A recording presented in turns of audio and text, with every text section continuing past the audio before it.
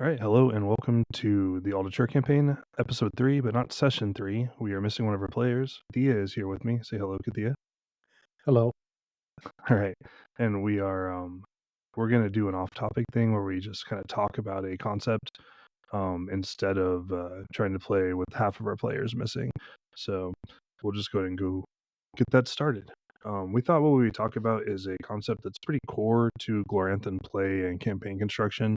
Something you'll see banded a lot of in the books and on the forums. It's called YGWV, or Your Glorantha Will Vary, and it's just a concept that's kind of come up in the gaming group over the decades, or in the Gloranthan space over the decades. That whenever you play a game of Glorantha, it's inevitably going to differ from the written material, either because of choices you made in the setting construction or just the events in play. And that's something to be embraced. Like, you should be tailoring your games for your groups. So we thought we would kind of chat about that, how we approach the canon, how we add things to it or take away from it, and then how we constructed this campaign setting. So if that all sounds good, we'll kind of dive into that. Sounds good to me, since I'm the only one to respond to you. Correct. That's why you got to respond. So, Yeah. So, I guess I could start, since I actually started playing it and playing back in the old days with RuneQuest. Yeah, go for it.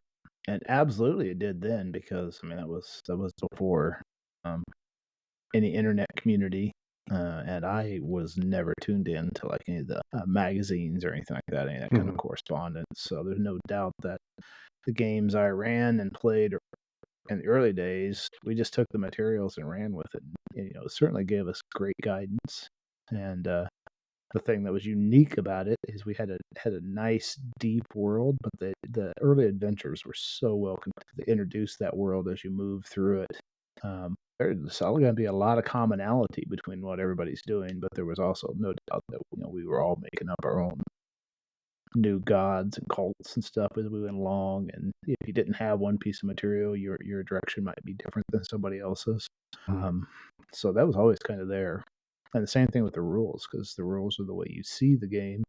And I think changing them up and adjusting them to fit our style better, or what we were trying to do in the world, or once we hit RuneQuest 3, which had a lot of complexity to it, and was an excellent game, but it had some real holes in it that you had to figure out how to and in fact, much later, when official published material came out that built NPCs using that material, I was a little surprised at how broken some of those NPCs looked and how much they just embraced the rules you could run with. And the way I'd run it, I'd put some caps on things to try to manage it, and all that affects how the world looks.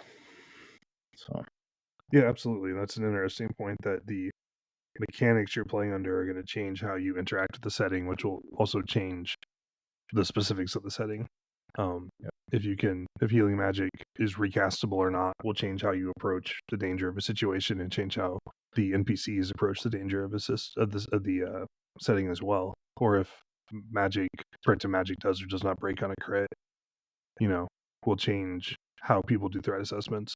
It's interesting to think about it that way. I hadn't really thought about the canon like that before, honestly. Like, I've usually approached it as a question of how do you construct setting based on the sources that you have. So, like, thinking about it mechanically is an interesting thought. you got playing Hero Wars and then Hero Quest with it, and trying that, which gives you a different perspective in the world, and ends up with different adventures, and actually ends up, it's a different world when you run it that way.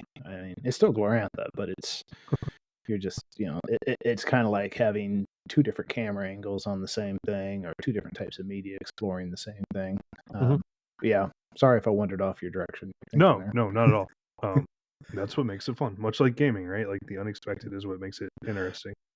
Well, and we're doing that in this game because I'm running a character following a cult that we don't have a cult write-up for in Quest Glorantha. There was one in 2nd edition for Cult to Prax, and I believe it was also in the Pavis Big Rebel. Yeah, I've definitely seen it. And we might have a cult write-up now. I just don't have I don't know if the Fire book is out yet. I don't either. I was just looking at that. We don't. Yeah, I need to check that out and get it if it is, so that we can kind of decide what we want to take from it, or at least use some of its structures. But I'm fairly happy with how we've constructed the cult. Even RuneQuest 3 never had one officially. There was one in one of the supplemental material for I guess it's more of a fanzine, though a lot of the big writers for it. Book of Drastic Resolutions. There were a couple books published that was, I think, extra material published, but it also had a cult right after that. And of course, each set of rules envisioned the cult slightly differently. Right. That's definitely true. And that's something that we've done because the cult we're talking about, of course, is the Alorna cult, which is really only found in Prax in the material that we have access to, I suppose. I would expect the cult to be in other places as well, but the temple in Prax is the only one that's really detailed. And we've sort of collapsed because it had sort of three paths, like a priestly path, a unicorn riding path, and like a temple guardian path. And we've kind of collapsed those into each other because the cult is so small that it didn't really make sense to have that many branches for it. So we sort of simplified it a bit, while keeping some of those things as soft divisions, but not like hard coded into how you get skills and how you gain magic. Right. I would just note this. Speaking of different rule sets and different visions, this particular character has now been built in 3 different versions of the game, and this is the 3rd attempt to run this character. So it was initially built in a RuneQuest 3 game where my Orlantha character was killed valiantly while busting into a room, and then that game didn't last long after that, and then she was built for a RuneQuest 6 game that didn't last very long.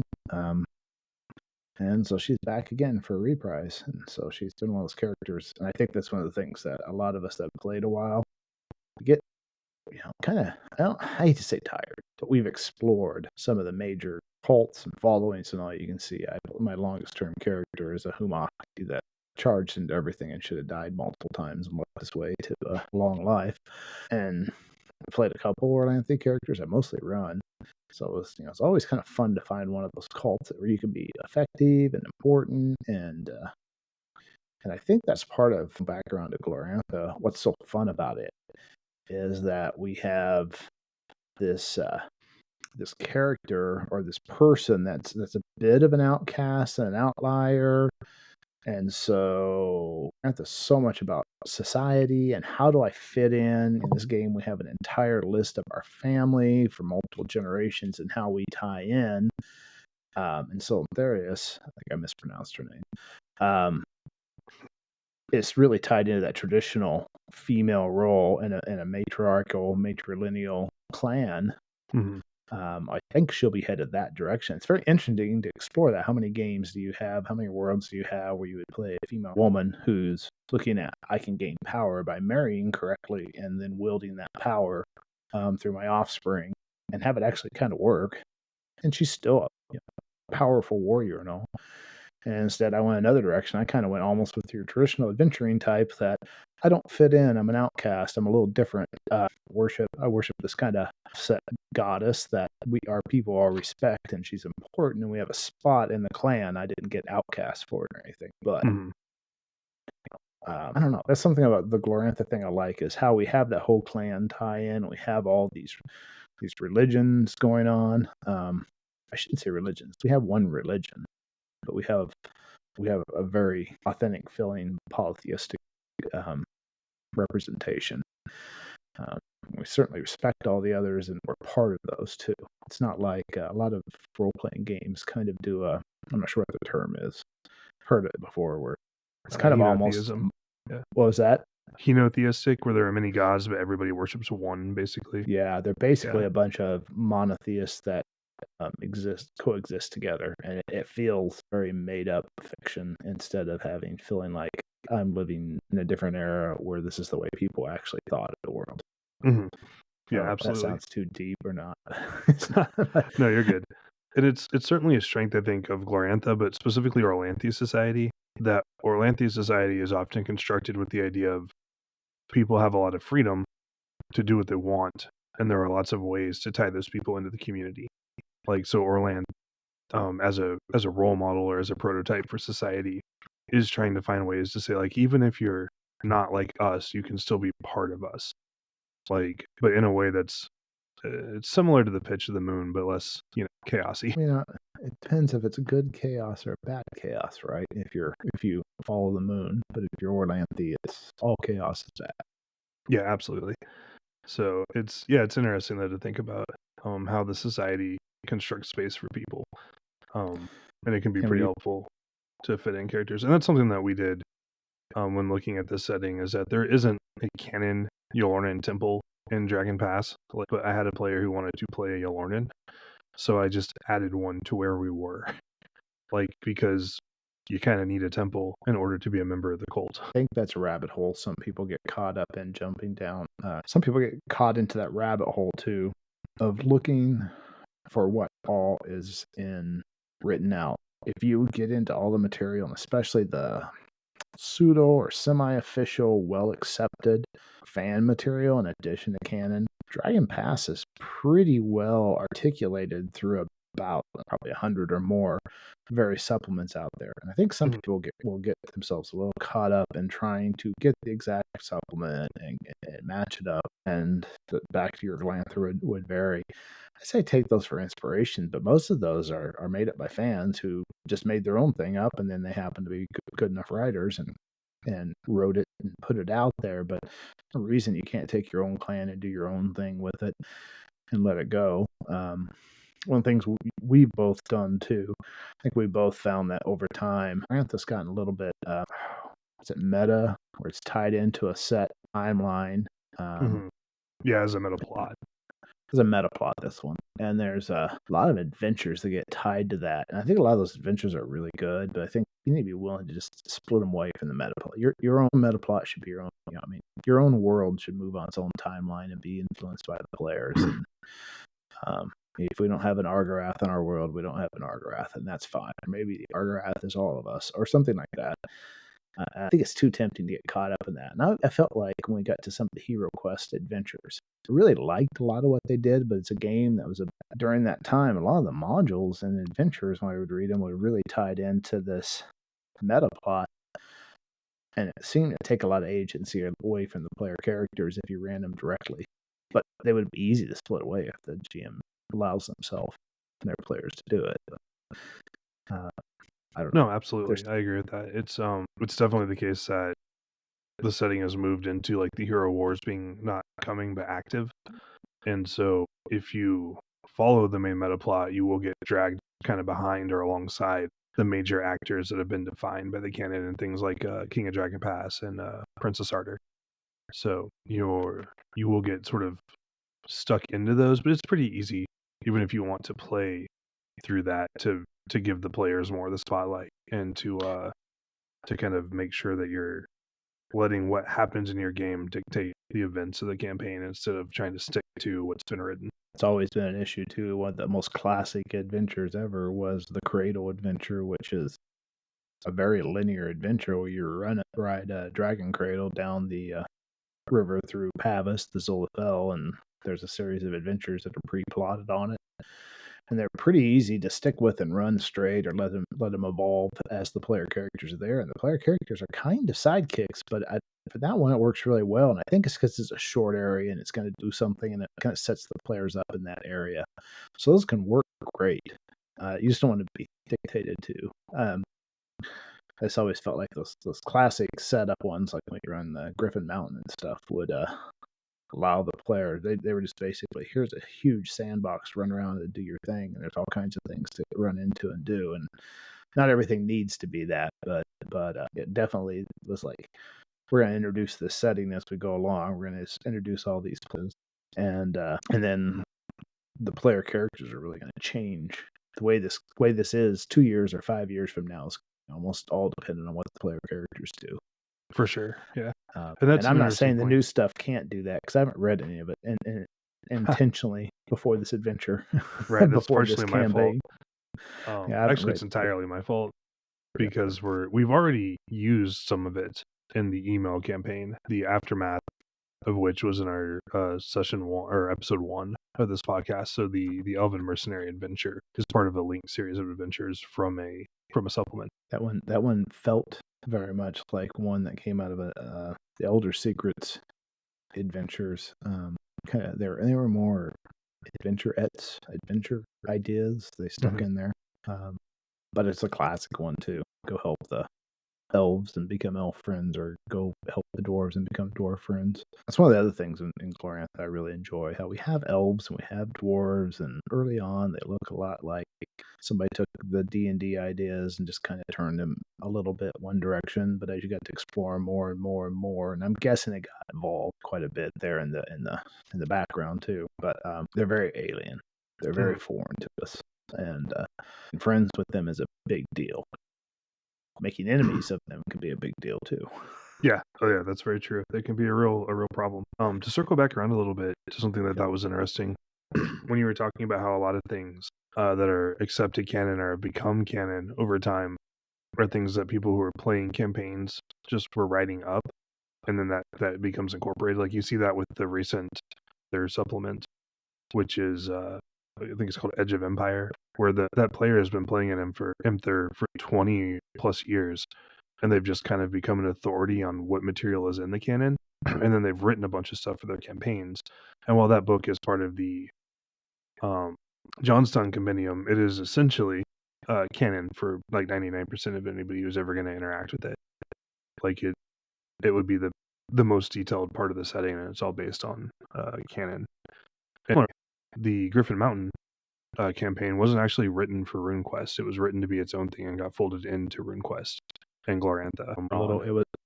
It was written for RuneQuest, but it was written to be their first, I think, exploration outside of Glorantha. Right. So it was not a Glorantha setting, but it became a part of Glorantha. And for a while, Glorantha had a philosophy of blank land, where there were parts of the map that just weren't going to get detailed. That way people could put their stuff in there. And that's fallen by the wayside over the decades. And I think that's fair, as we've seen more ideas added to the setting and more of the map filled in. But that's certainly something that you run into with Glorantha, is that there are parts of the world that are very, very detailed and very, very, the map is extremely filled in. But sometimes it's cool. Like Pavis is a place, it's one of the only places in gaming where I feel like we actually go there. Like I can see the streets in my mind. Like I have a sense of how the map works, like from a street level view. And that's not something I get very often. I'm not very visually oriented most of the time. And most places don't really feel like real places, but Pavis has always been one where I've felt like it's a place we go more than just like a setting that's like a story we tell, I suppose. Yep, I agree. That, and I would even say the surrounding areas feel very much like that. If you head down to the Sun Dome or those areas, they definitely feel like a real place, and they feel like they're fit there. I was going to head with that, but I was just agreeing with you on that one. No, I hear you. I feel like where we are now, I have a vision of it too, so that's good. So we managed to create that. Hope other people are seeing it.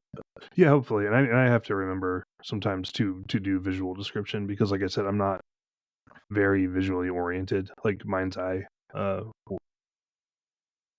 that way, like I don't often think about a lot of really visual details and make sure that I'm using them all the time. So it's something that I try to remember. It also helped that I found like a fan-made map of Aldature, which is the only map of Aldature I've ever been able to find. And so I've been using that, and I've had to modify it a little bit because it was drawn for a later time period. So it has a lunar edition that's still under construction for us. But it was definitely helpful, and I wish I knew who made it, but I don't. I just have it. So whoever made that, thank you. It's been very helpful to me. And there was also a similar map of Glasswall that I've been using, and I've been able to appreciate having that too. So it's been pretty nice. I appreciate those because I am more visual.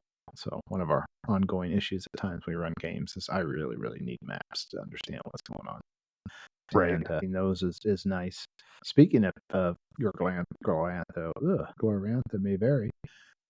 We're actually running 20 years, maybe a little more than 20 years in advance, behind current official time for the new Glorantha material.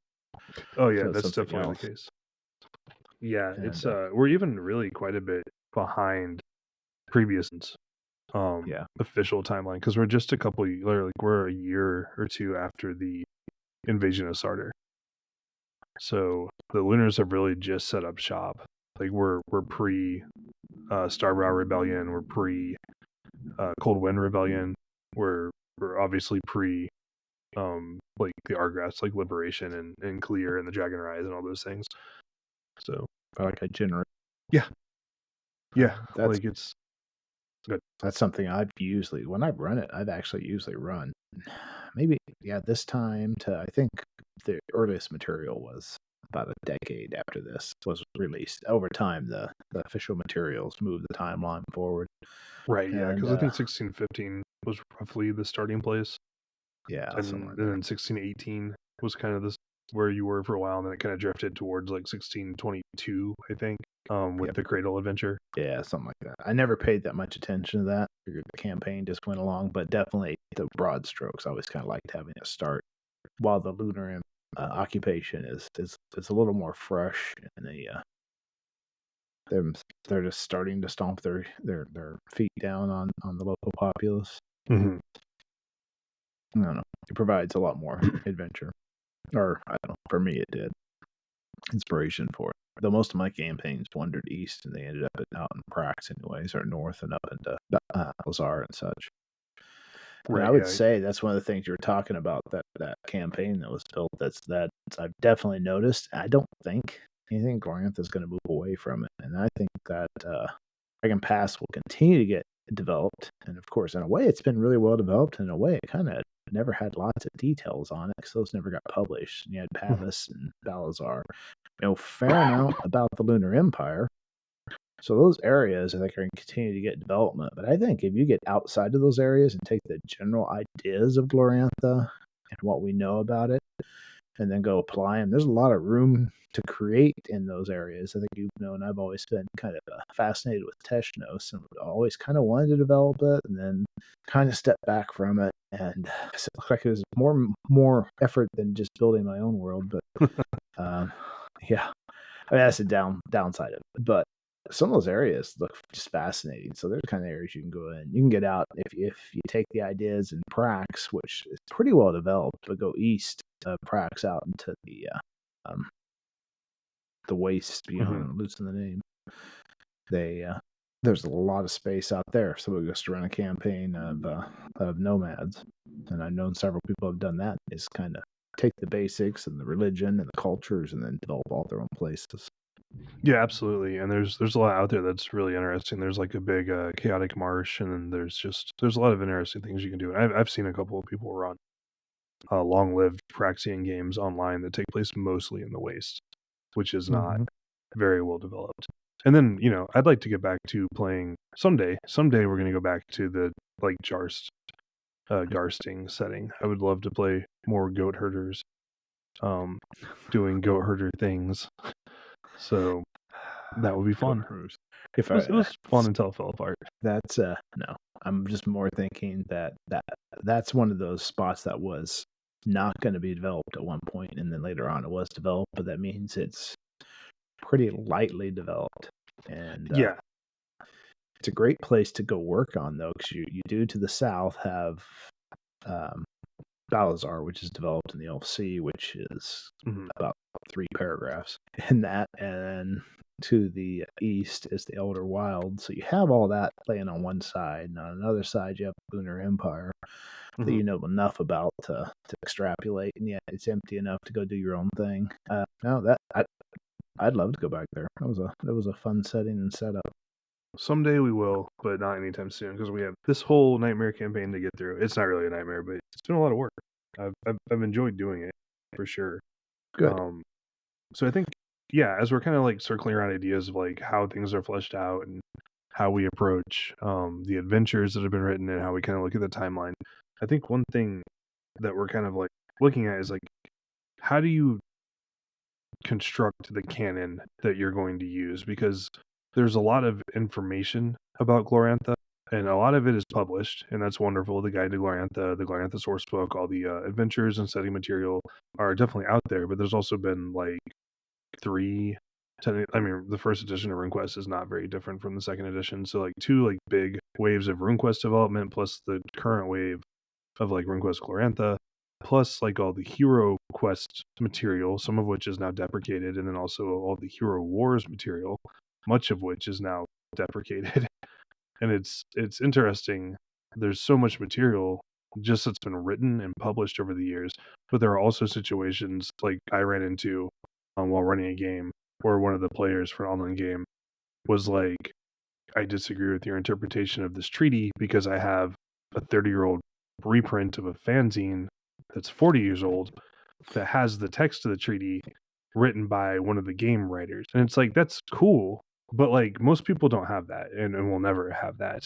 Like, and you would see that a lot, I think, on the Glorantha Digest, which I'm Yep. not even sure if that's a thing anymore. I have not gone looking for it, but I read a No. lot about it 20 years Yep. ago. Yeah, it ran through the 90s and Mhm. into the early 2000s when things started to move on to various more interactive forums and stuff. As Right. far And as I'm I not know, even it went sure if away. it's archived particularly well anymore. I haven't been It looking for it. it was at Um, some point. There's a RuneQuest digest and a Glorantha digest, okay, and cool. I don't know if they are. Yeah, that's speaking to that point. I think that's one of them where, as the GM, you can't let players browbeat you on that thing, on that kind of thing. You have to just say, "This is gonna be my game. My Glorantha will vary." And also, as a player, if you have that, that's the kind of thing you bring up to the GM to the side and say, "Hey, I have this. Would you be interested in looking at it and thinking about using it?" Just because it would be fun to add to it, but it's a role playing game. It's not. It's not trying to. I don't know. There's something I've always found very distasteful about trying to one up the GM's game because you own a supplement they don't own. It, Right. And I don't yeah. really think that's what was happening per se. I don't want to Okay. speak too ill of this person because No. I think what had happened was just that they had obviously loved the setting and spent a lot of Yeah. time collecting its paraphernalia. And then I Yep. think when they were playing what was really their first game to play, we just had Got it. different visions of the setting. And that's fine. It definitely happens, and it's not anything to get too worked over. It was just kind of that's why I'm trying to single the person out. It's more of an interesting Yep. idea of like, this is an interesting or a material example of how, while a lot of the Glorantha material is pretty codified and easy to get access to, there's also like this huge world of, I went to a convention in '97 and I talked to Greg Stafford and he said this. And there's also a huge world of fanzines that don't exist anymore and only had very limited print runs that had official, if not official material, then material from the writers in it. Like, and those aren't things that are necessarily very acceptable or accessible now, but a lot of people still use them to form their canon. And if you're not, especially if you're playing online, like, it's very easy to meet people who just have access to very different sources than you do. Like, and you can see that, I think, in the language divide as well. Like, a lot of the French RuneQuest community has different supplements that have been developed for parts of Sartre that are pretty complete, but are not necessarily things that we would have access to in English, I which is wish kind we of had. I didn't actually know that, but I know that the French have a lot of various Chaosium things that were Mhm. developed for the French that we've never gotten back to English, and sound like a lot of them are pretty high quality. Yeah, I would love to see them. I wish I knew more than the tiny amount of French that I know, because it would be cool to see them. But yeah, and that's the thing where, like, if you ever have the luck of having a French speaker join one of your games, they may have very different ideas about how parts of the setting are constructed because they have official material that we don't, and vice versa.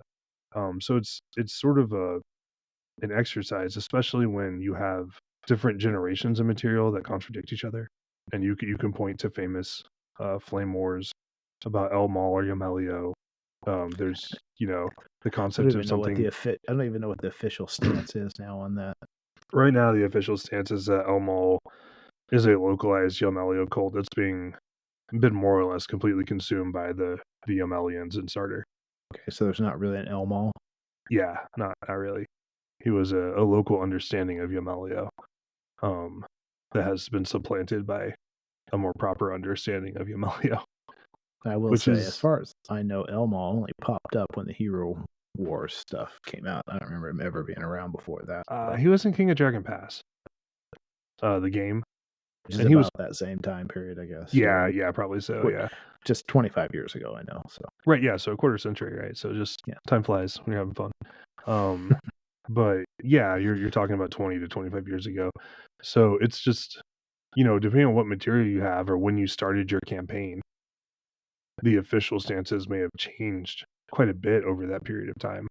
Um, Similarly, approaches to when we encounter that in Tarsh, actually, to kind of circle back around, there is some confusion over how the tribes actually work in Tarsh, because there is an additional tribe that I don't currently have on our map, and the way it was written, you could interpret it that tribe is only formed after the end of the Cold Wind Rebellion.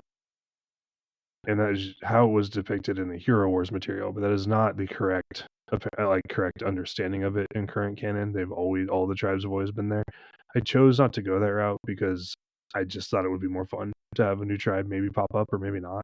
Depending on how things play out. That's a key thing I think people should focus on too. At the end of the day, it's a gaming world. So when it sounds more fun, that's probably the best answer. Yeah, absolutely. Yeah, and that's something you have to look at is, what do you want your game to be? Like, is it important to you? Because some people really get very into the setting as archaeology and anthropology, where you're looking over the source materials that you have access to and trying to make determinations and do a reconstruction of a thing that's never actually existed. And that can be fun. Like, I like anthropology and archaeology. And so there's definitely elements of that are very appealing. But at the same time, you are playing a game, and if you're straitjacketing yourself into something where it's like it would be more accurate to do this thing, but nobody would have fun doing it, you should be less accurate, I think, in my opinion. That depends what you want. Go back to the player you mentioned earlier, where I kind of took a different direction you meant. That's a good point. There are some people that are very, very much into the detailed esoteria of Glorantha, and they enjoy that. And if they play a game, that's what they're going to want out of it. And there's other of us who have always just, I mean, it's fine, but they usually grab the stuff and just kind of go with it and wing it from there. And I think it's close enough. And if we're having fun, it's close enough. It's good. And I may not even have the details the same campaign to campaign. One thing might work in one way, and the next it might work a different way. It just depends. And of course, most of the time, something like that won't come up. I mean, the big things will work the same, but I can't think of a detail right now. But I've had that somewhere where it's like, you did this different last time. I'm like, oh, I guess we're doing different this time. Right. No, I completely understand that. And yeah, it's appealing to me. Like I said, I like anthropology and archaeology and history. And so using those techniques to approach the setting is something that can be really fun. But I think it's more fun when you're not in a campaign. Like, it's something you do between campaigns or while writing a campaign. And that's something I've tried to do. Like, I have some write-ups that I've done trying to reconcile the modern canon on Balazar with Griffin Mountain, where the populations are very different. And I think I know that my approach and your approach haven't always been the same on that, and they're both fine. It's just there are places where you have to make a decision for your game, and that's part of how Gloranthas will vary, is that you're going to have to make sense of material that has been written over different editions, or maybe you're trying to piece together a place that isn't very well detailed, like Teshnos or Jarst, where there's not a ton of information. And so you have to kind of figure out what's going to be true for me at this time. There's a lot of times you'll have good information about a location, and you'll have maybe an adventure somewhere, whether it be canon or not, that gives a lot of detail on a couple things, and then you still have to somehow extrapolate that to give the detail you need for that area, like a city or something. I think. Right. I don't know what I think. I mean, at some point, you're going to be making stuff up, and you just have to not get yourself so wound up and looking stuff up, and just go, I'm going to trust myself to come up with something interesting and cool. I'll go with it. Right. And in my case, I think between the email campaign and the start of the podcast, Jeff Richards released a fair amount of material through the Facebook and the forums about Tarsh. So I definitely got caught on the prongs of one of those, well, depending on when your campaign started, things may be different for you. Because, for instance, there are clan names now for the tribes in Aldature. And I didn't use them because I didn't have them at the time. So, all of our clan names are just names I made up, and I drew their internal divisions kind of at a whim. The population figures are essentially correct for what is mostly Hero Wars material, some of which is probably deprecated at this time. I don't even know how those I know I've heard the discussion, but I don't even know how those population figures have lined up or not lined up over time. I don't think they're too bad. I think some things, like Dragon Pass, is still roughly the same size. Tarsh has always been more populous than Sarder. Right. And more cities, denser population for basically its entire existence. Tarsh has more fertile land. I think so. It also is mostly Sarder is the space that was inside the cross line and the death line. So it wasn't populated by humans for quite a while. So in many ways, it's kind of had to be bootstrapped back up over the last couple hundred years, whereas Tarsh really didn't go through that. It stayed settled. Speaking of great campaign ideas, the repopulation of Soinnarios is an excellent campaign. I do realize that that's what the video game was built on. That's so good. But the video game is a classic. King of Dragon Pass is a classic game. It's very fun. But yeah, no, it would be a cool time to play in for sure. And I've wanted to play in different time periods and see things from different angles. But you know, I have more campaigns than I'll ever be able to run. So not just for Glorantha, but for many games. So that's how it goes. So I think we've touched on some of the things that are different. Like we dropped a giant Yolorna temple. Giant's not really large temple into the middle of temple, Dragon Pass. Therefore, it's that large because there's about 2 or 3 temples in the world that we're aware of. Yeah. So, yeah, I mean, I know the cult has to exist outside of just Prax. I don't have a ton of information about it. I'm sure there are sources that I just haven't been able to find. Since they're a solar cult, I would think they would have some existence somewhere throughout the what would be the Lunar Empire now, the solar aspects of and that. I did put one. There is a temple in Prax, and we all know that. That's canon. I put a temple in Dragon Pass, and then I placed a temple in the like this base, which this is similar. Like this covers a similar area as the Yomelian temples, because Yomelio is also a solar cult, but he doesn't really exist. Like there aren't Sundom temples like in Darhaba for the most part. Like he's kind of a frontier cult or a Yomelio is pretty complicated. All the solar cults are pretty complicated. I've heard a fan theory. The reason that the solar cults are so messed up is that there weren't enough survivors because they got rolled pretty hard in the during the God Wars and chaos invasion and stuff. Like there weren't enough people who survived to remember everything about it, and so they don't have a complete mythology, and so their religion is incomplete as well. So there's a lot of like weird stuff going on because nobody has enough material in setting to make sense of it. I don't know how true that is, but I like it as an idea. Makes sense.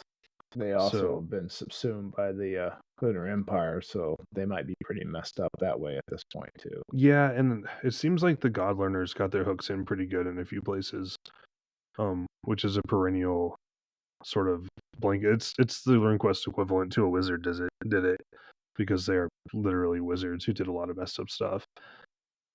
So you do get some of that where it's like, well, maybe the God Learners fiddled around here. And I think there are some ideas that Yolorna is a God Learner construct, and I don't know how true those are because I haven't gotten deep enough into the esoteria of her cult to really have a good sense of it.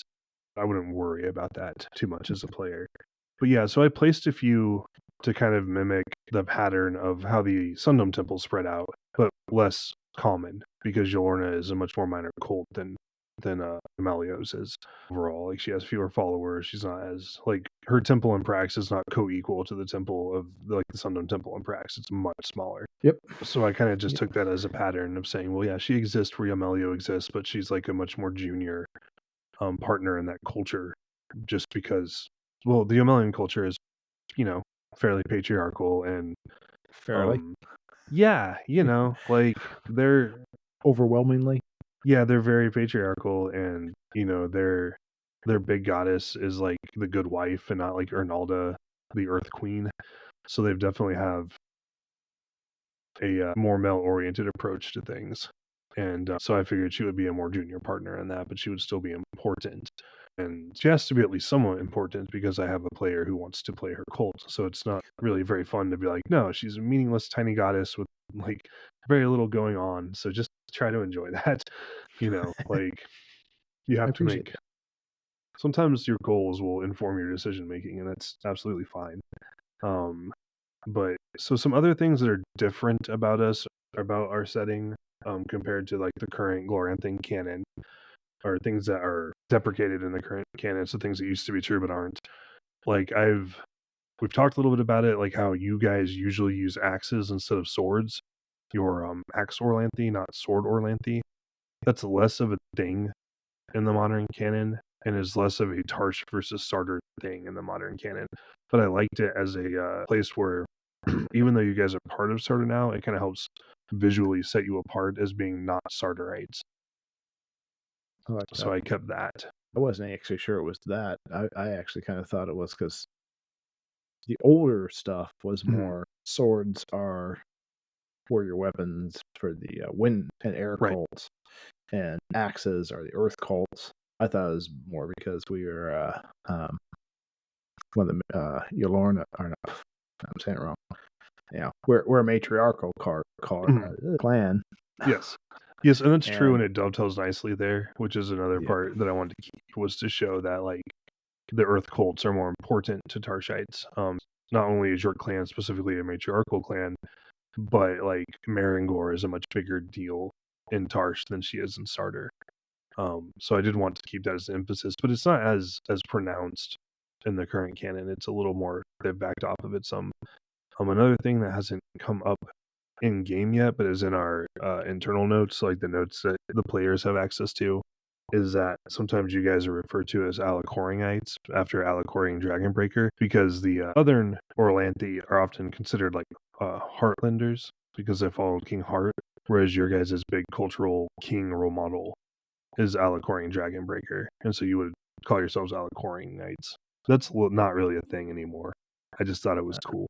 So, like, I was like, I like the yeah, idea that the end of the Second Age was a big enough deal that it kind of changed how your culture looks at kingship, that having to fight the dragon cults and push out like that aspect of things. It also gives you kind of a cool, maybe someday, of edge with Argrath, because he's very into draconic mysticism, and you guys would be predisposed to be against draconic mysticism since your great hero king model basically spent most of his lifetime killing dragons.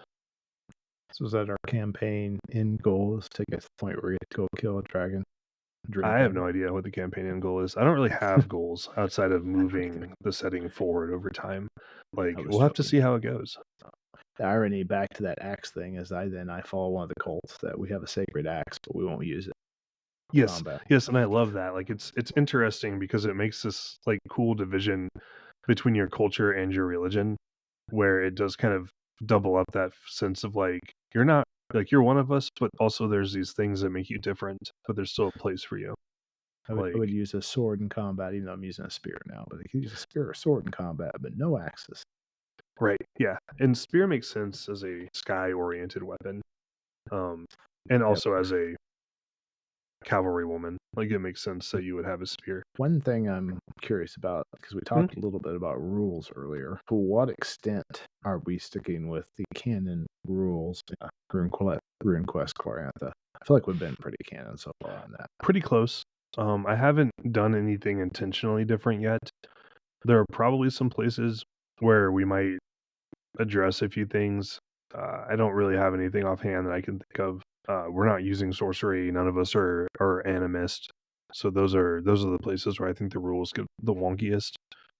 I have a whole rant about how little I like the shamanism rules in RuneQuest Glorantha, but it's not. This isn't the place for it, so we'll just leave it at that. They're fine rules. They're just not for me. So, but and the sorcery rules are actually mostly okay. They largely suffer from being incomplete. They're really written to let you make a Link or Mai character who has access to sorcery, not as a general. You could use this to do lunar sorcery, or extrapolate a lunar system, and that's fine. Eventually, there will be a sorcery book that will flesh that out and be more universally useful. And right now, we don't have any sorcerers. We're not playing in an area that does wizardry very commonly, so it's not something that we'll miss. So to the extent to which we will do things that are not canon is because maybe I should say me, but on my end, I can no longer keep track of the divisions between the different versions of RuneQuest. They all kind of blend together. Should be noted, we talked earlier about them being three different officially released editions of the game, in addition to the RuneQuest 6 edition, which was not even that much different. And there was the Mongoose RuneQuest in the earlier 2000s. And the Right, thing it about was. all of them is they're all very compatible. So there are big differences, and yet there weren't. and so they kind of blend together, especially if your experience like mine is RuneQuest 2 to 3 to this. And so while they did change how the world works, if you took, especially when you took certain parts to their end, I don't know, there's just very simple. They're enough. It's very easy to accidentally just be doing something some way because that's the way you've been doing it for the last 30 or 40 years. That's definitely true. Anything that's got RuneQuest in the name, so RuneQuest 1, 2, 3, Mongoose RuneQuest 1 and 2, RuneQuest 6, which is now, what is it called now? It's a different, they lost the license, so it's a different name, but they're still the same system. I can't think of it either. I was thinking I can't Legends, but remember. that's what their Mongoose RuneQuest became. Yeah, I can't remember. It's very good. I recommend it. It's really cool. I like the rule system a lot. I just can't recall what they started. I bought it when it was RuneQuest 6. I can't remember what the name changed to. So did I. I have it on my shelf. So yeah, Is it's it something with Myth? maybe, I can't remember. But any of those and the RuneQuest Glorantha, like they're all based on D100. They all have a lot of similar assumptions about how things work. The biggest changes are going to be in how they handle experience and in how they handle some of the magic systems. So how spirit magic works, how sorcery works, how animism work are going to be different. And luckily, those are all things that are fairly modular. It's not that hard to take a chunk. Like if you don't like an edition sorcery, it's not that hard to take that out and replace it with a different edition sorcery. Outside of maybe adding a couple of skills or subtracting a couple of skills, and then just referring to those rules instead. It's really fairly modular, One of the which big is nice. differences is Yeah, RuneQuest 3, you move the levels for the number, how high a spirit magic spell could stack, or how high a level you could get, so you see actual characters running around with like Blade Sharp 8 or 10 or something like that in the official written materials, which encouraged it, and you could stack divine magic up quite a bit more there. So characters, it made the whole world get a little more powerful when everybody could do that, and the big NPCs and stuff. It was a lot of fun at the time, but I have to admit that versions brought it down more to where RuneQuest 2 had things capped in it. It didn't. And that's something I was looking at was that RuneQuest Glorantha, all of his examples are at that like no more than 4 points level, but there cannot find a place in the rules where it actually says spirit magic is capped at 4 points. Like I think it's just an assumption. Of the writing, but I haven't actually managed to figure out if it's hard coded or not. And I looked around for a while. I don't want to say like it definitely doesn't say that because it's been a while since I did the looking, but I remember that my conclusion was that it's not really written down anywhere that you can't have Blade Sharp 6. It's just that nobody does. And that's something RuneQuest 6 is definitely trying to go back to RuneQuest 2 and just like touch it up a little, like make it nicer, which is cool. RuneQuest 2 is a good game, but it shows sometimes I think that the writers were very steeped in RuneQuest 2 and historical Glorantha, and so there are a lot of places where it feels like they didn't spell things out very well because they were working off those like assumptions, which is kind of a good and a bad I've heard thing. that about it, and I'll have to admit I haven't waded through reading the rules in absolute detail, and I've looked them over and thought that works the same. I understand that. Oh, that one's a little different, but it's usually looking at the tables, and that's kind of how I tend to prefer to run and play. Places rules are there to support the story and not get too caught up on, as long as we're all reasonable sitting around the table, which I think our group is. So, and I might grumble about it, but I'll probably still, I'm not going to fight you too hard when you make a decision. Right, no, I get Other you. than when it kills me, but you probably owe me on that anyway. If I kill you, you deserved it. I have lost many a character. My ranking, and that's true, to be fair, and to go off topic for a second, I do have the habit of losing characters, and I usually, in every gaming group I've been in, I have lost more characters than anybody else, and often more than everybody else. So it's just kind of how it goes. I tend to be a little devil may care at times. And you do and you don't. Sometimes you're just unlucky. You're one long-running character in my big RuneQuest game I ran you through was a bit unlucky with those. Sometimes, yes. There were a number of times where he's like, I will parry with my solid iron shield, and I will just get my arm torn off, shield and all. That happened more than once. So, but it's fine. And like I said, I have a habit of once I'm ready to get going, when deliberations have gone on too long or when there's nothing more to say, I will sometimes just have my character do things to get things moving again. And that comes with a certain amount of risk. And I've just learned to accept that. Like sometimes I'm going to get a character killed because I got tired of talking about what we were going to do next. And I'm fine with that.